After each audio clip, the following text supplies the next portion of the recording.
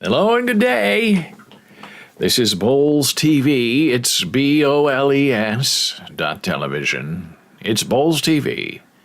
Coming to you live and in concert from the East Coast of these United States. And as per usual, I don't know if you can hear it right there, as I can hear it. It's wash day in the apartment right above us. High noon, they start their washer, and when their washer runs, all of their water runs down the pipes and the wet wall, and I can hear it, and it's making me crazy. And I have the door closed, and I can still hear the water running. Hey, it's Artist Dora. Good morning, Artist Dora. Nice to have you here with us. And there's also the most strange foul smell that must be the, we'll say, filthiness of their laundry, that as the water drains from their washing machine, the smell wafts out of the wet wall pipes and into our apartment. Because the drainage system has to be open because you have hoses that you poke in there, and everybody, there's a big pipe that goes down, and everybody has their own place where they plug in to drain their stuff. So it's an interesting experience when it's wash day. And it seems to be today, Thursday at noon, seems to be the time that they wash the most, but we have been hit on Tuesdays at noon as well. Hey, first world problems, right? So many interesting things to share from last time and now today. Just sort of, I don't want to say finished, but we sort of put on pause an interesting conversation about AI. And I'm a big fan of AI. AI art, ChatGPT. If it's artificial, I'll take it. And the thing that people try to, when they think that they're having a conversation with you, when they're really sort of not, is they sort of, and this is not just what just happened on Mastodon, but generally speaking, is people try to trap you into saying, oh, AI is stolen. The art is stolen, the information that it spits back is stolen from other resources, and they're not credited, and it's all a big scam. And I say back to them, well, if that's a big scam, then every human being who's ever lived is a big scam. Because we learn things by experimentation, on our own, and we learn from the mistakes and successes of others, which is what makes us renewable human beings. Because if we all made the same mistake, touch fire, die, touch fire, die, touch fire, die, from the beginning of time, we wouldn't have human beings. We'd all be dead from touching fire. But throughout the process, we've learned when you reach out to touch fire, someone will take your hand and say, don't touch the fire because you're not going to live through it, and we need you to go harvest the coffee beans. Whatever. Starbucks isn't our future. So in that way, we learn from each other. I have an experience, don't touch the fire. And some people, because they want to find out, F around and find out, they touch the fire, they're dead. Okay, so new person, as we've said before, every 100 years, new people. No matter where you are on the timeline, new people. Burt Bacharach sort of just kind of confirmed that by dying today at age 94. Interesting fellow, great musician. From what I've been able to know, see, and learn about him in my few interactions in the world, great artist, not necessarily the kindest guy in the room. And I actually watched a documentary about him, like in the 60s, when he was, playing the piano and, interacting, and, documentaries were starting to come into being, and you'd be in the room and they'd video, film. And what was really interesting about Burt is he was very aware of the camera. And whenever the camera was like on him, and these were documentarians who would follow you all throughout the day. Hey, there's Artist Dora, I really like him. And so they were always on. Now, Burt Bacharach did a lot of television where you're on and then you're off. And the lights are on and then you're off, you're off. And what would happen is, while the thing was on, and he was being filmed playing the piano, blah, blah, blah, blah. He was charming and wonderful. And then, he kind of would forget that the cameras were there. And he'd be talking to his collaborators in the room, and his tone would change just a little bit, and he became very sharp and a little bit mean. Now, in my experience working with composers and musicians, that's how they are. They're really not the warmest, friendliest person in the world, which is why they hire pianists to come in and work with people and teach them the songs, because they're the charming, lovely people. The originators had this idea that in their mind of perfection, and when you don't meet that perfection, they don't take it well. And that's what was so interesting about that Burt Bacharach documentary is he has a red sweater on, is you could see the genius and the brilliance in Burt, but the way that he would talk to the people he was working with, I would call unkind. But his music will live forever, and we'll talk about his interesting collaboration with Elvis Costello in a little bit. But thinking about AI again, making that circle, is people love to say, oh, it's not original and it's fake. And I got not an argument. On Mastodon, we have very nice conversations. Twitter, not so much. Facebook, there's nothing there.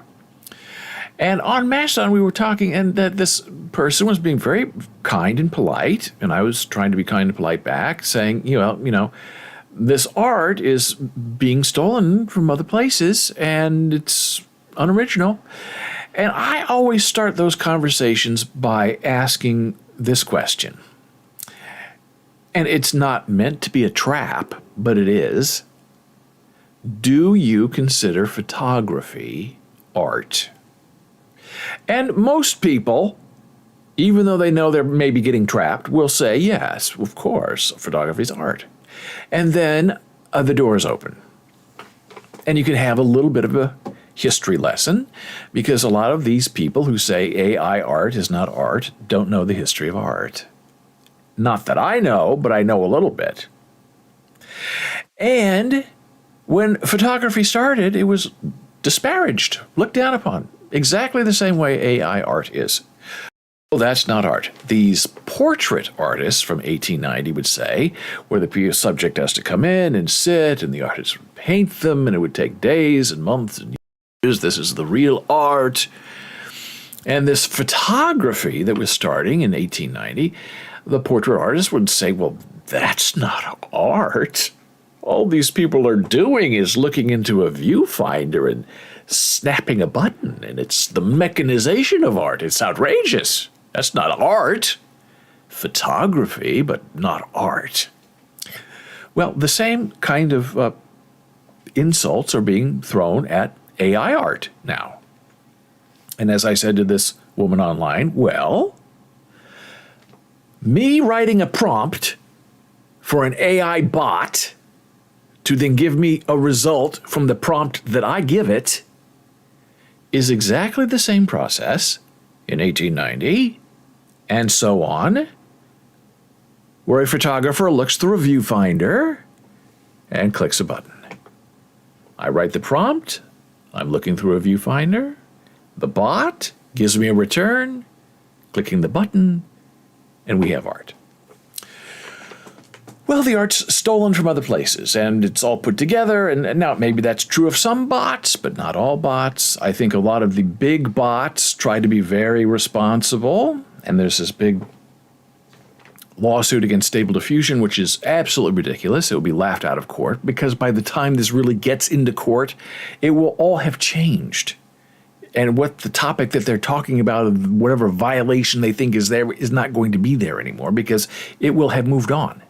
AI art is changing every single day. If you're in a bot channel, you know there are often updates that get changed, switched, moved, tattered, and it's all very different. And the conversation we were having earlier today was more about AI information, and that AI, not art really, pulls information from other places, claims it as its own, and presents it as fact. Sometimes it's right, sometimes it's wrong, just like a human being. We pull our information from various sources. A lot of us don't know how, in a Google return or a Bing return, how to figure out if the information we're getting is factual or wrong. And it's our duty as people to not take that at face value and go out and do our own research and figure out, hey, that's wrong information. Now, I usually ask my Chat GPT bot things that I sort of already know, but that I don't feel like looking up again to make sure I'm absolutely right, because that's important.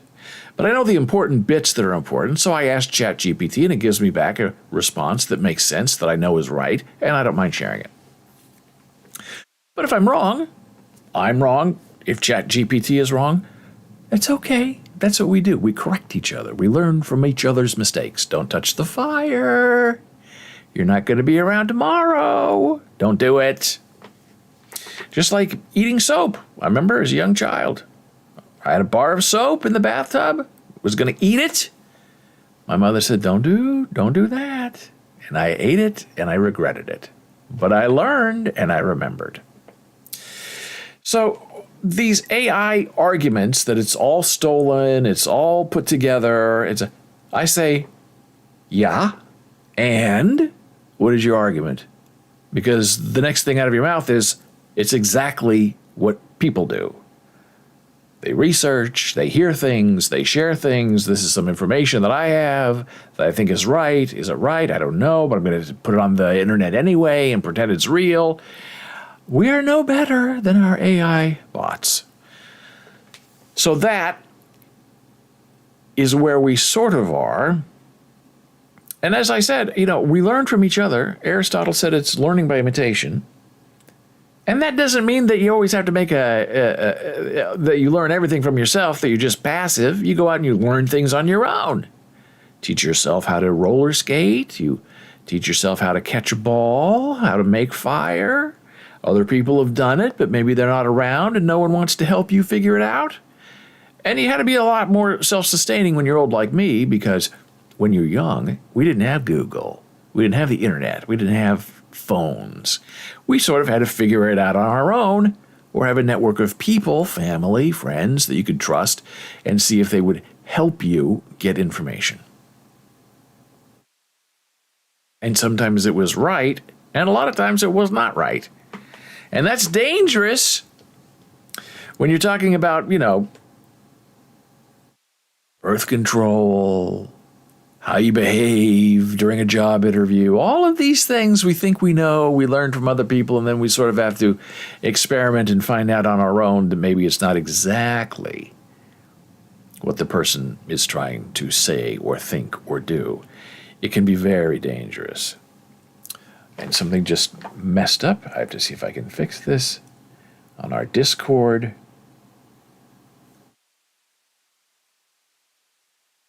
I don't know why. We'll try this. Aha. Okay, Discord is now fixed. So that's sort of my mini rant about AI. And I know I'll have this conversation with people, and I like having a conversation about it because it's very interesting. When you talk about things like on Twitter, people attack you. And I just don't know how that started. It's very nasty. But on Mastodon, it's much more polite. It's much more thoughtful conversation. And, you have to do it within 500 characters. And now on Twitter, I guess you can have 4,000 characters to make your point, which seems a little ridiculous to me. But I guess it wants to be more like Post.news. And I enjoy Post.news as well, but ever since they opened up their beta to allow anybody in, it's gone very quiet in very strange and disquieting ways. Like, where is everybody? There are more people here, but nobody's interacting. Everybody's just posting links to news and posting stuff that they wrote on Twitter. It's not terribly interesting. And Mastodon is sort of against all of that. They're very tough. Uh-oh, Dora says, what? You have to tell me what you're whatting about, Dora.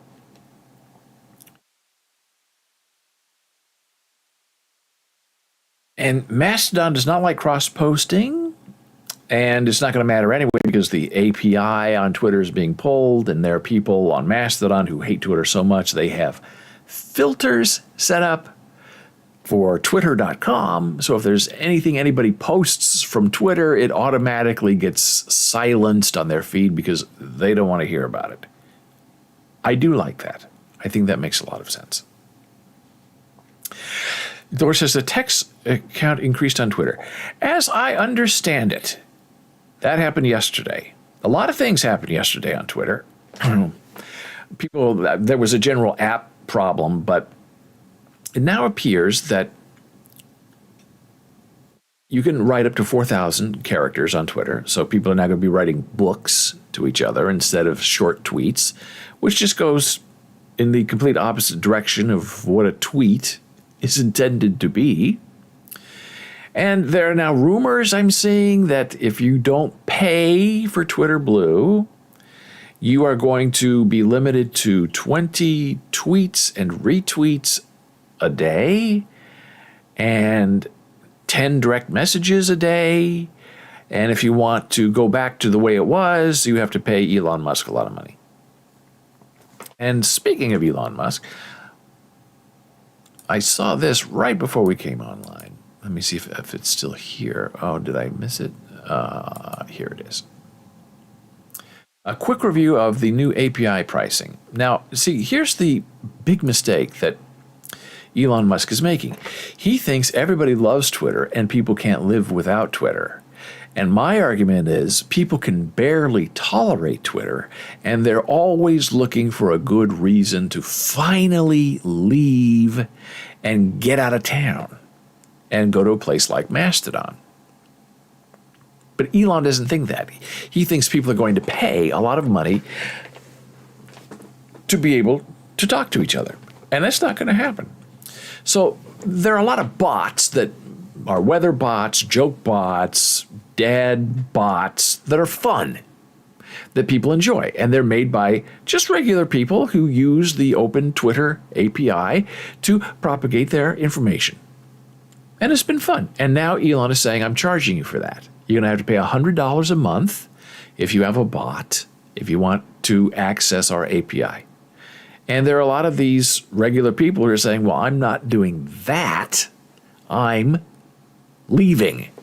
And Dave Weiner's a great guy on Mastodon, posts a lot of very interesting information.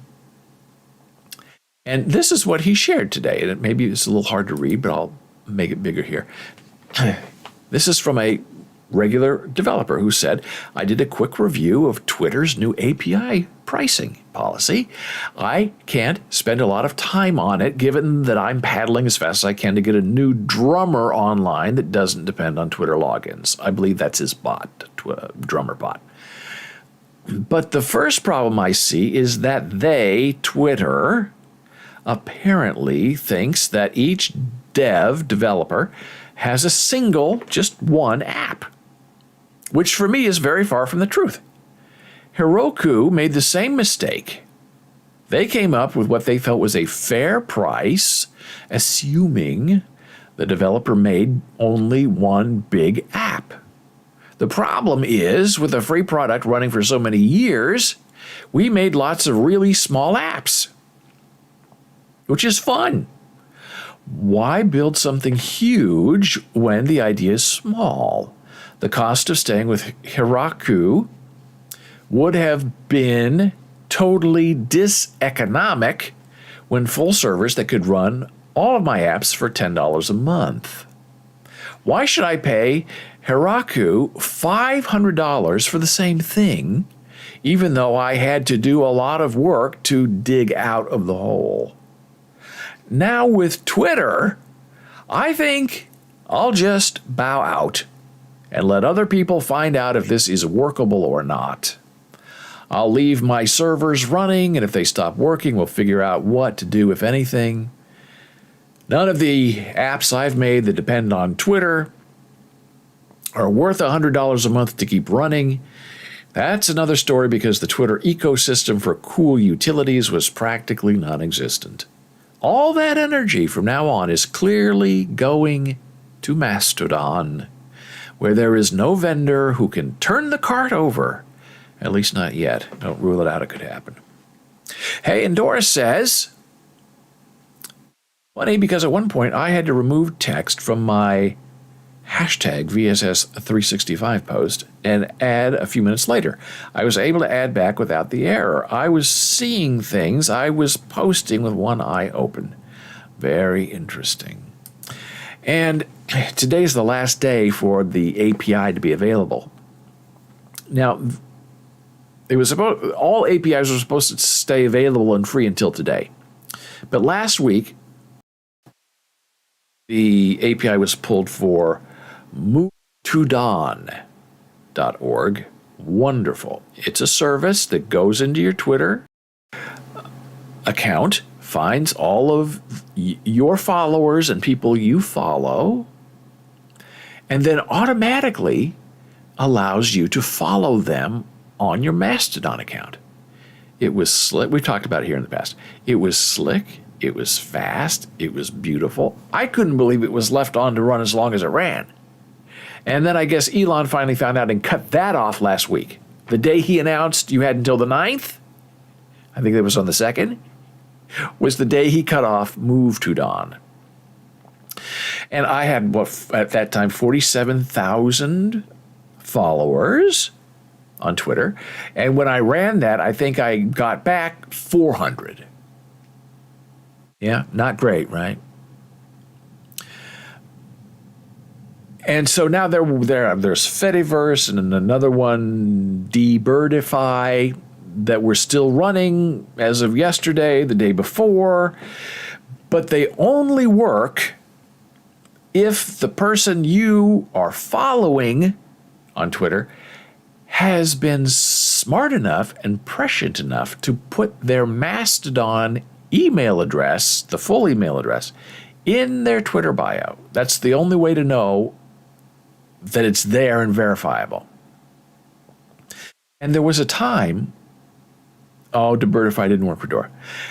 It's not, sometimes it works, sometimes it doesn't work. It's very overloaded. I saw the Debirdify guy on Mastodon saying that he had 1,000% increase of people trying to pull their Twitter stuff yesterday.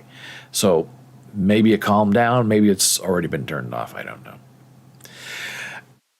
And that's the difficult part, is if you don't have the email address in your bio, it can't find you. And for a while, maybe 2-3 weeks ago, if you were posting links from Mastodon to your Twitter account, you were being blocked. You're not allowed to do that. And if you had an email link in your bio, some people were getting completely turned off, getting their accounts taken away by Elon. Now, I put mine in there because by that time I had decided, I don't care, I'm done. So if he took my account, fine, but I'm putting my email address, my Mastodon email address, in my bio, so if people are trying to find me when they move. And the first day that I did my MoveToDawn thing, that made me almost like instantly follow 400 people on Mastodon, and almost immediately, bing, bing, bing, bing, bing, bing, bing, bing, bing, I got all these notifications back that I was being followed back. So once you're in, you get that, they find you, you find them, you feel a little bit safe, you're home, you're back, you're with everything going well. You found each other again on Mastodon, which is what Twitter sort of used to be in the early days, which was fun and playful. And now you're back where you belong.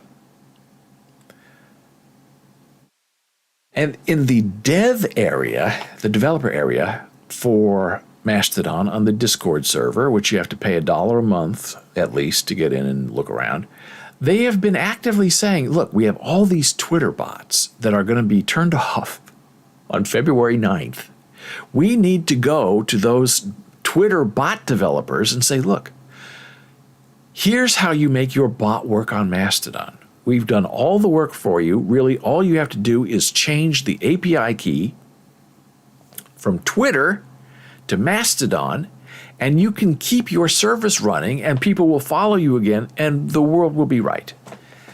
And they've done it.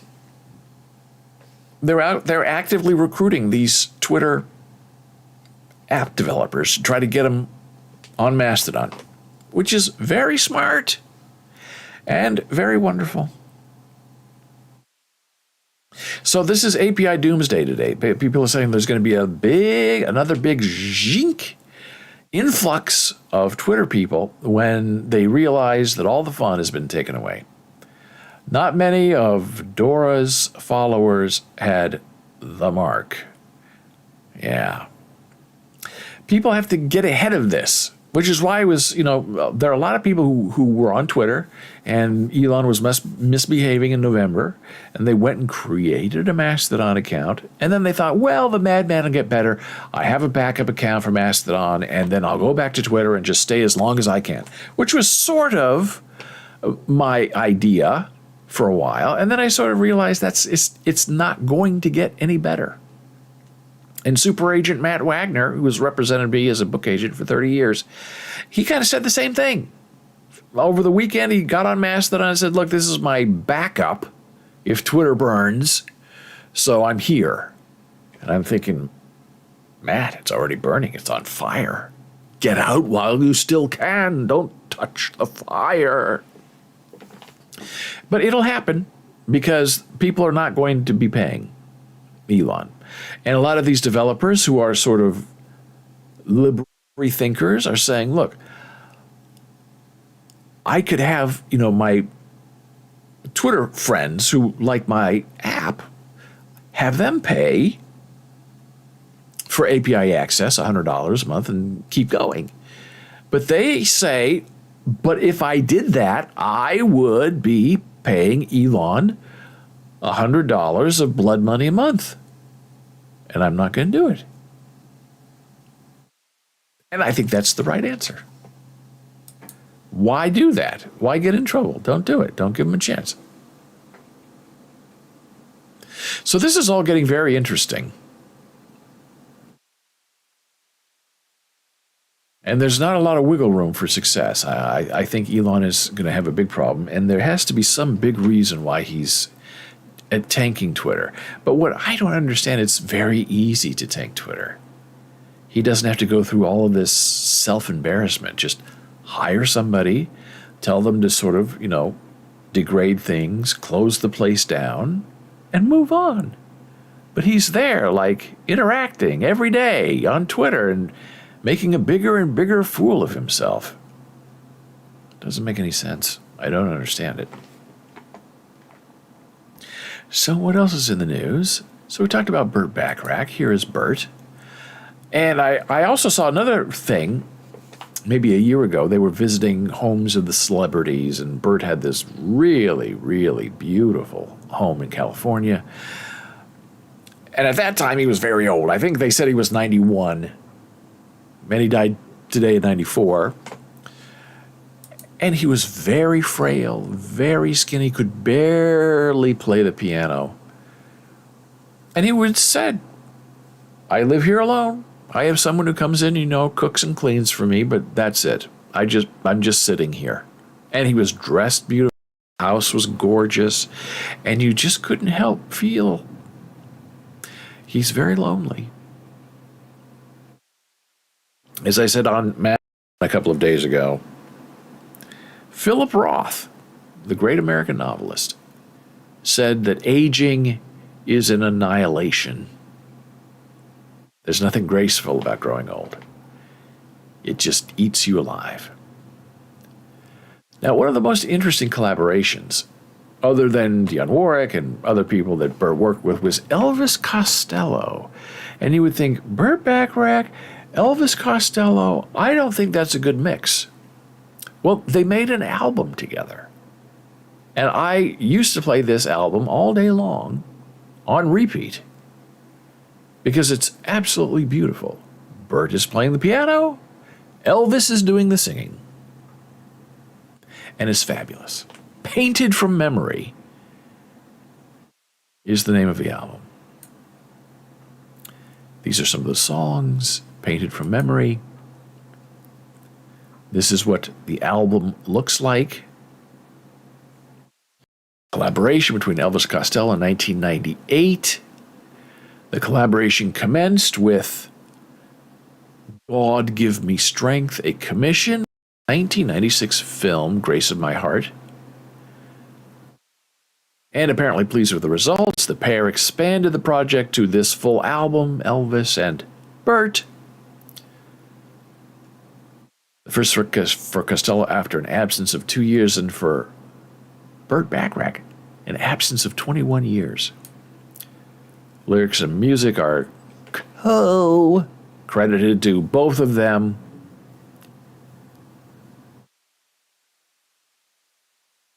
In his 2015 autobiography, Unfaithful Music and Disappearing Ink., Elvis Costello wrote, "To have written a song like God Give Me Strength and simply stopped would have been ridiculous. So a year later, we began a series of writing sessions." And the songs are, What's Her Name Today is my favorite song on that album. It's just absolutely beautiful. Find it, look for it, you will enjoy it. Now, you may be saying, what is this? What is this bug? I call that a bug. It's a Chrome extension, but what's it doing there? Translate this section? Okay. Try. This. The bug pops up. Translate. Translate to English. Why don't we translate it to Estonian? There you go. Copy paste. What are you doing? What is the meaning of this? I'll say amazing. I have no idea. It's a mistake. See if I can get this pop up. We go back to English. Meow. Thank you. That is DeepL translation. Why? What are you doing?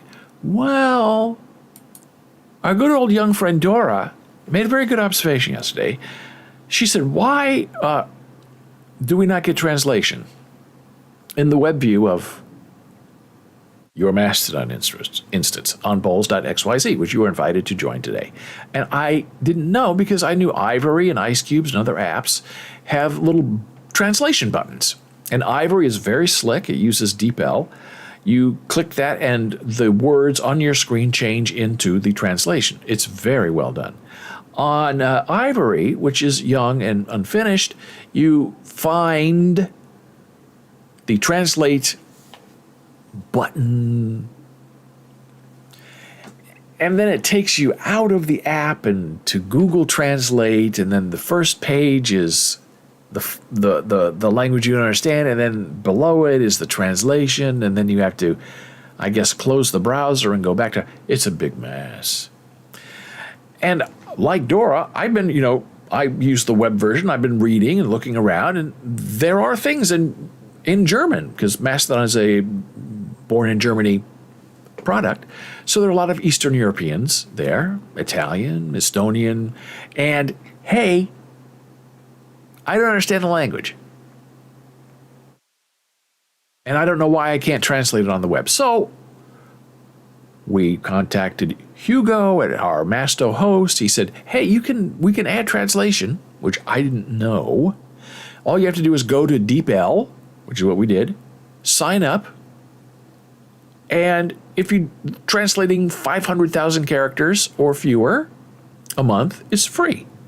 And Hugo said, send me the API code, whatever, and I sent it to him, and in 1 minute it was up and running. It's fabulously done. So this is what the account looks like. So far, and I know this is just Dora and me, we have translated almost 4,000 characters. Now, I've been looking for things to translate just to keep testing it, and I love it. I think it's smooth and slick, and it works beautifully. And we have a lot of characters to go for a month. And Dora says she loves it. I'm so happy that you said something, because it had bothered me, but I thought, well, I have other things to worry about, and I'll, figure it out later. There must be something I need to turn on, but it was much more complicated than that, but actually very simple. I just had to give our guy an API key.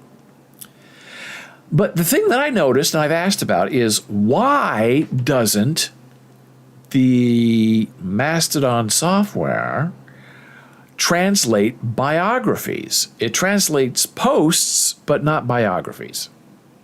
And I've asked about it. I said, well, it's not important, or you can translate it yourself. But I'm saying yesterday I was, again, hunting for things to translate. And there was somebody that I thought wrote a very interesting piece.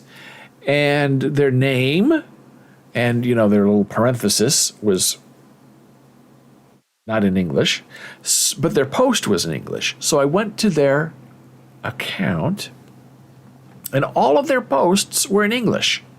But their very long biography was in a language I did not even know what it was. And I couldn't translate it.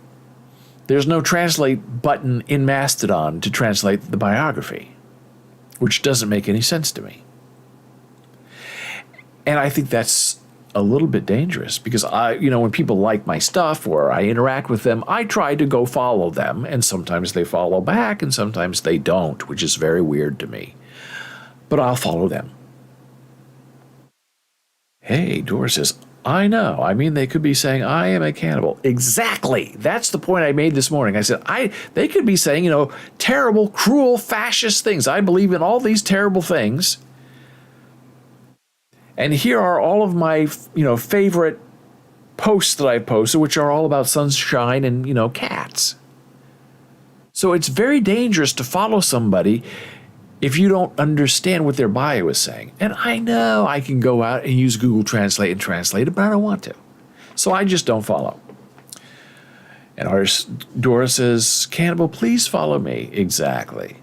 And some people will follow, some people will not follow back. Now, generally the rule on Mastodon is, and these are the strict people, I tend not to be this strict, is they will not follow someone if they do not have a profile picture, a banner photograph, a proper biography, and a pinned introduction with hashtag introduction. I'm not that strict. If someone, whoever they may be, likes my stuff, right? I go visit their page, because I always do that, and, read about them. And if they have, 5 followers, 3 followers, 10 posts, I know that they're brand new and they don't know the hardcore rules to have this and that and that, but they'll get there because people will correct them and help them. But does that mean I'm not going to follow them when they were nice enough to give me, a like or a boost? I think it's okay. But the hardcore Mastodon people will tell you that I'm being foolish, which is not the first time I've been told that. I've been married for 34 years. I hear it a lot. Jana hates when I say that, but it's an old joke, and sometimes you have to make the joke. Oh, now one thing I learned today, and this was a big lesson for me. Let me see if I can show it to you. We had a wonderful sunrise. Where is it? Oh, there are the cats. Sunrise was here. Okay, here we go. That was the sunrise. I took this photograph this morning, like, I don't know, 6:30. And the sun was rising. And as you can see, there are a lot of spots on this and drippy things. And that's because the windows are filthy. There's a lot of construction in our area, dirt in the air, debris in the air. It's really gross. It's like breathing brown air. They're supposed to water it down, but they don't. And it's been, raining a lot. So the outside of the windows are filthy. And you can't clean them from the inside because the windows only open this much because they're afraid you're going to fall out or drop something on somebody. Thank you, Dora. It looks very gorgeous. I was very stunned this morning. It was beautiful pink. And then it changed to this golden hue. And I said, take a picture before it changes again. And so you can't clean it yourself, and we're on the 22nd floor, so you can't go outside. There's no balcony to clean your windows. So it's supposed to be like 2 or 3 times a year they clean your windows with the people who are on the outside. Doesn't always happen because it's very windy here, and if the wind is over a certain amount, they don't go out to clean the windows. But I learned that the machine that's on the top of this building, that lowers the people to, clean your windows or to replace a window. If they replace your window, they do it from the outside. They put a platform as an extension, like this is your window wall. They put an extension platform right here. Ooh, look at that. My bot is going crazy. My AI thing. And then they stand out here on the ledge that they have created, and then they bring in the new window, pull the old window off, and put it back on. So it's all done like a circus team outside your window. It's very frightening. But the machine, that big arm thing that's on the top of the building that lowers everything, costs $1 million. I don't know why. I guess it must be expensive for safety. And in the new building, that's almost like a quarter higher than this building, much larger, both up and wide, a lot more people, almost twice as many people. That machine that's on the top of their building to lower safely the window repairers and the window washers, $2 million. And that's directly from the manager of the building. He said, it cost me $2 million for that. And it's required by law, except that it has to do certain things. I don't know if the firefighters use it, but it's used for everything. And I guess it has to be super duper duper duper duper duper duper duper safe. $2 million is the price tag. They're building Tower 3 right now. $3 million, probably. Well, this is what I learned this morning. I usually post things about, writing, publishing. Those are the hashtags I'm using. AI, cats. Those are probably my most used hashtags. And I have kind of a regular circle of people who comment and boost, and I comment and boost, and it's very nice. So this morning, I saw I had this filthy window picture, so I decided to art it up a bit, right? Adding the vignette around it, and so the marks on the window, the dripping filth, looks like it's intentional. But I thought it turned out well. It was the spirit of what we were seeing. It was just great. So I posted this online, and for the first time, I used the hashtag photography. And I used the hashtag Jersey City, and one other hashtag, some kind of art, maybe. And, thought, it's not cats, it's not writing, it's not AI. No one's going to comment on it because those aren't the people who follow me. I have been told that Mastodon is all about the hashtag. Now, you don't overuse them, but if you specifically use them in the right context, maniac people, dedicated people, good people who will follow those hashtags religiously and find you and then comment and like your stuff.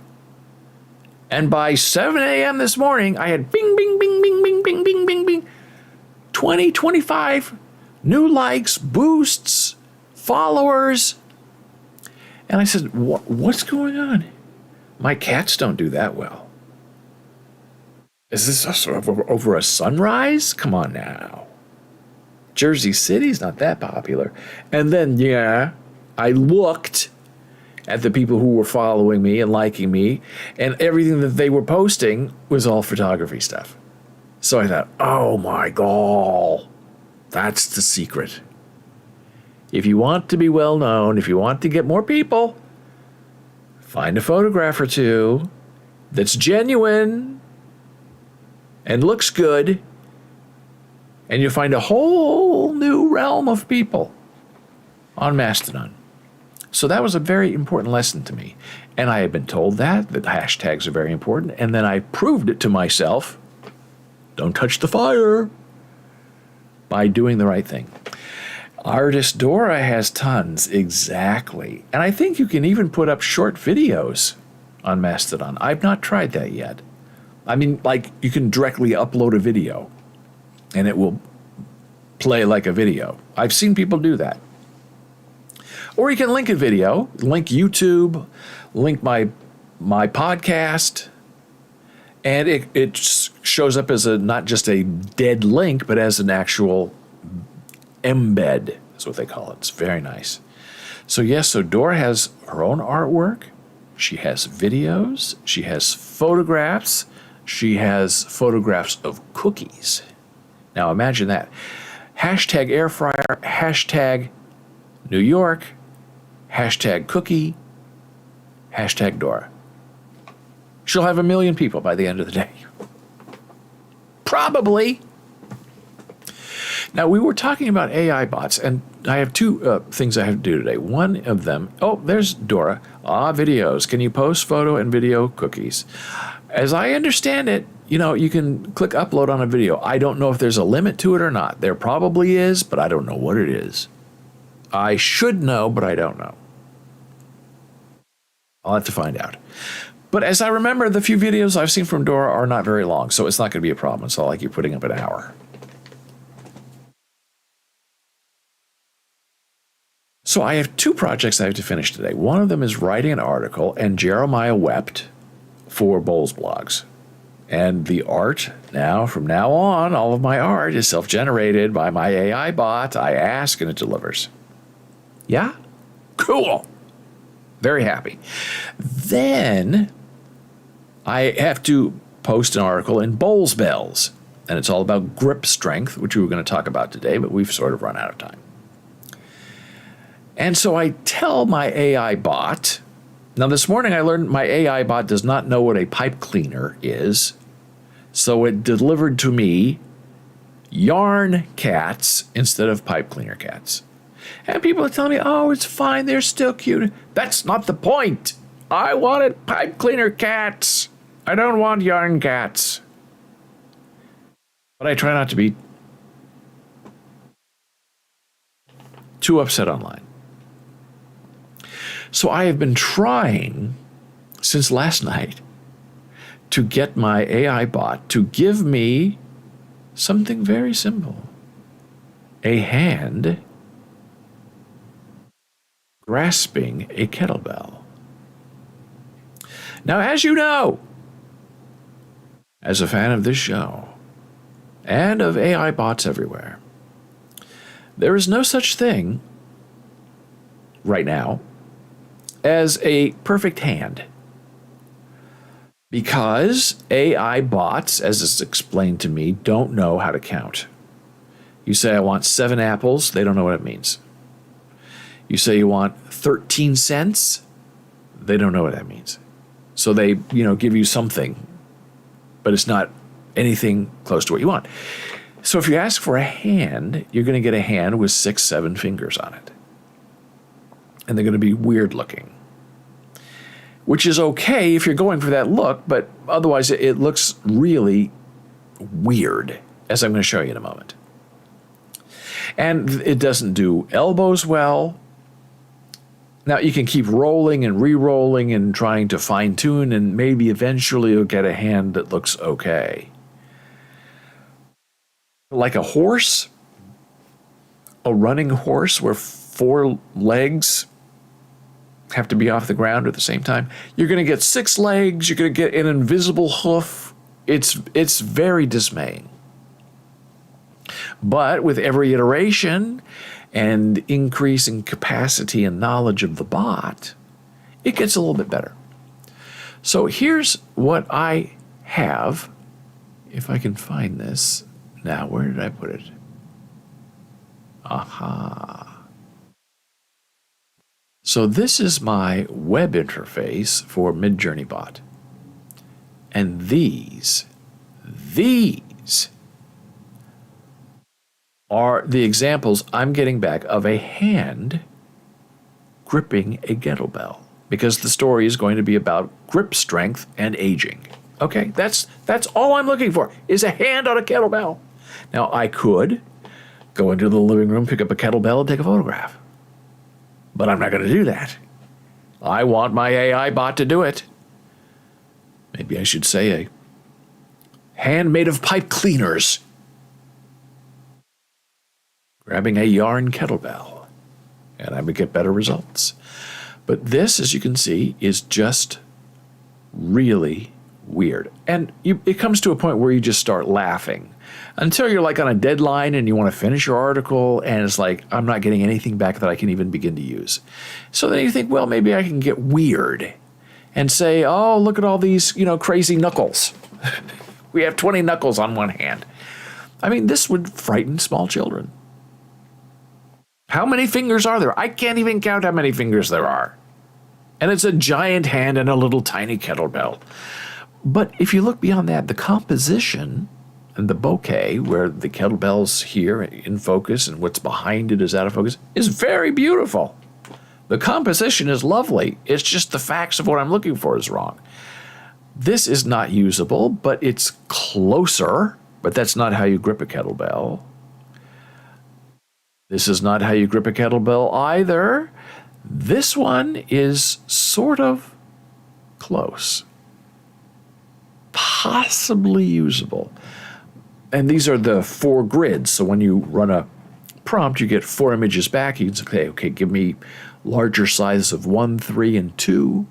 And it will give them to you as individual images. Otherwise, they're in a grid of 4. Usually you just run all 4 because when you run a reroll, what gets upgraded and expanded is not always what you see in the grid.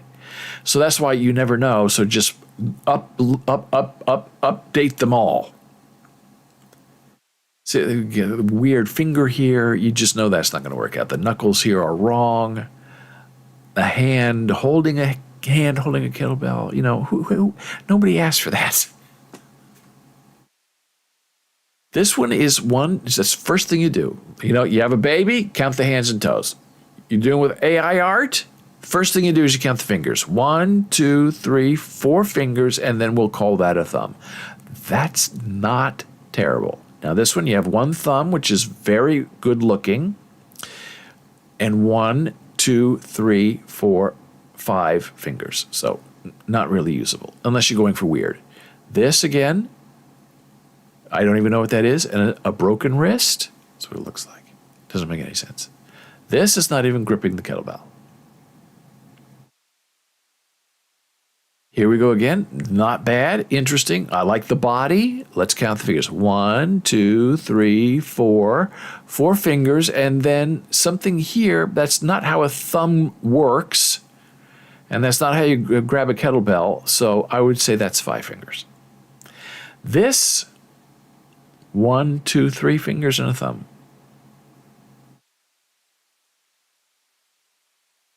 What is this? 1, 2, 3, 4, 5. It looks like 5 thumbs. So you have this great idea, wonderful composition. 1, 2, 3, 4. But it looks like these are nails, so you don't hold a kettlebell like this. And the bot doesn't know.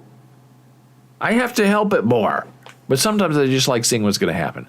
But the composition of the bell is very beautiful. The background is all fuzzed out. It looks fantastic. Now this is interesting. 1, 2, 3 fingers and a thumb on the wrong side of the bell. But it's close. I would never use it, but it's closer than you would think. So people say, hey, what have you been doing? How's your day going? I should send them a link to this page. This is what I've been doing for the past 18 hours, trying to get a hand gripping a kettlebell. And then I think I finally found one early this morning where the hands were right, but then it's like holding a kettlebell and like half the nose is inside the kettlebell. And I'm thinking, it's okay. I would live with that because you look at it and you can see the kettlebell in the hand. And the nose, you think, they probably won't see that. And if they do, it just looks weird. It doesn't look like it's a complete and total mistake. For some reason, Midjourney every once in a while really loves having a hand holding a photograph of what you're trying to get. It's really become kind of a funny game now. Why? And it's not all the time, only certain things where a hand is holding a photograph of what you're trying to get the bot to give you. Giant hands, tiny kettlebell. It's interesting, but anatomically incorrect. Now, this would be great.